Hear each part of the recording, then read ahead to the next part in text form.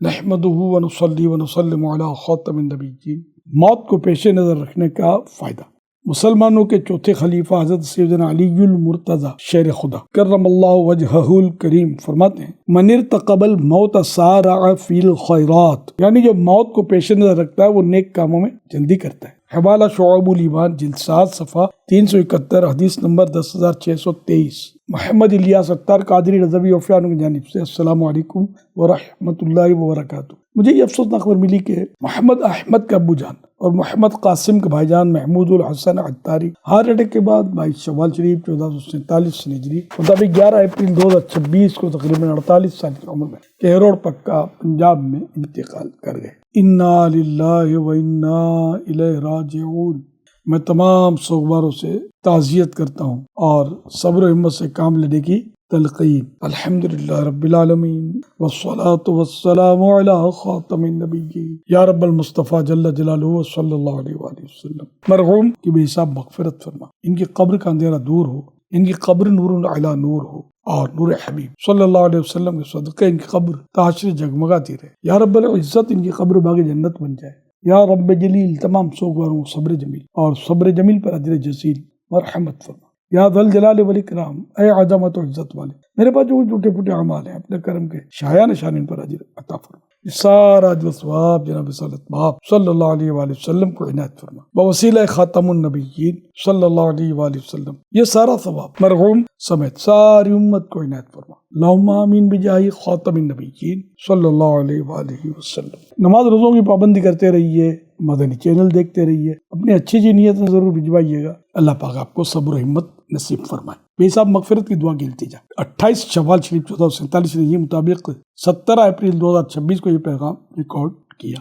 صلو علی الحبیب صلی اللہ علیہ محمد۔ اب جو بقیہ پیغام پیش کیا جائے گا وہ امیر اہل سنت کی آواز میں پہلے سے ریکارڈ شدہ ہے۔ تمام سوگوار صبر و ہمت سے کام لیں، اللہ رب العزت کی رحمت سے مایوس نہ ہو، اللہ کریم کی رضا پر راضی رہیں۔ سب نے دنیا سے جانا ہے، جی ہاں اپنی بھی عنقریب باری آنی ہے، موت آنی ہی آنی ہے، جان جانی ہی جانی ہے۔ کوئی بھی یہاں ہمیشہ رہنے کے لیے نہیں آیا۔ جانے والے کے لیے خوب دعائیں مغفرت کی جائے، اس والے ثواب کیا جائے، ہو سکے تو صدقہ جاریہ کے کام کیے جائے، مگر بے صبری ہرگز نہ کی جائے کہ بے صبری کرنے سے جانے والے نے پلٹ کر کہاں آنا ہوتا ہے۔ الٹا صبر کے ذریعے ہاتھ آنے والا جنت کا خزانہ ہاتھوں سے جاتا رہتا ہے۔ یہ صبر تو خزانہ ہے جنت عاشقو، عاشق کے لب پہ شکوا کبھی بھی نہ سکے۔ یہ یاد رہے کہ میت پر نوحہ بھی نہ کیا جائے، کیونکہ نوحہ یعنی میت کی خوبیاں بڑھا چڑھا کر بیان کر کے آواز سے رونا، اسے بیان بھی کہتے ہیں، یہ حرام ہے۔ دیکھیے بہار شریعت جلد اول پیج نمبر 854۔ ڈامر اور خارش کے کرتے، رسول کریم صلی اللہ علیہ وآلہ وسلم کا ارشاد عظیم ہے، نوحہ کرنے والی نے اگر مرنے سے پہلے توبہ نہ کی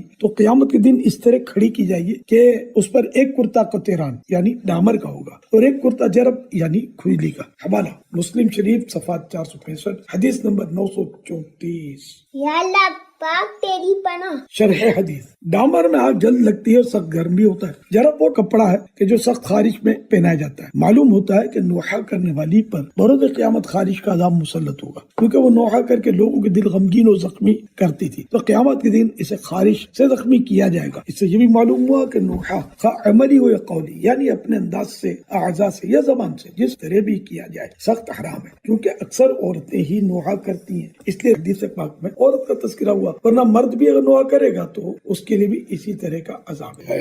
دیکھیے میرات المناجی جلد 2 پیج نمبر 503۔ یا اللہ پاک تیری پناہ۔ اے سوگوارو، اگر آپ میں سے کبھی زندگی میں کسی نے نوحہ کیا ہو تو توبہ کر لیجیے۔ یا اللہ پاک میری توبہ کر لے توبہ، رب کی رحمت ہے بڑی، حشر میں ورنہ سزا ہوگی کڑی۔ اے غمزدو، بہرحال ہمیں دنیا سے جانے والے سے اپنی موت کی یاد کا سامان کرنا چاہیے۔ فرمان مصطفیٰ صلی اللہ علیہ وآلہ وسلم ہے، السعید من وعظ بغیرہ، یعنی سعادت مند وہ ہے جو دوسروں سے نصیحت حاصل کرے۔ حوالہ ابن ماجہ جلد اول پیج نمبر 34 حدیث نمبر 46۔ تو اے غم کے مارو، ہمیں اپنی آخرت کی تیاری مزید بڑھانی چاہیے۔ روز تو لوگوں کی اموات ہو رہی ہیں، ڈیلی نہ جانے کتنے لوگ دنیا سے چلے جاتے ہیں۔ آپ کے یہاں جو میت ہوئی بے شک صدمے کا باعث ہے اور عزیزوں پر رنج و غم کا پہاڑ ٹوٹا ہوگا، مگر ظاہر ہے دنیا میں ہونے والی یہ کوئی نئی چیز نہیں۔ ایک دن ان فوت ہونے والوں کی لسٹ میں اپنا نام بھی آنے والا ہے۔ آج لوگ ہمیں جناب کہتے ہیں، مگر کل مرحوم کہا کریں گے۔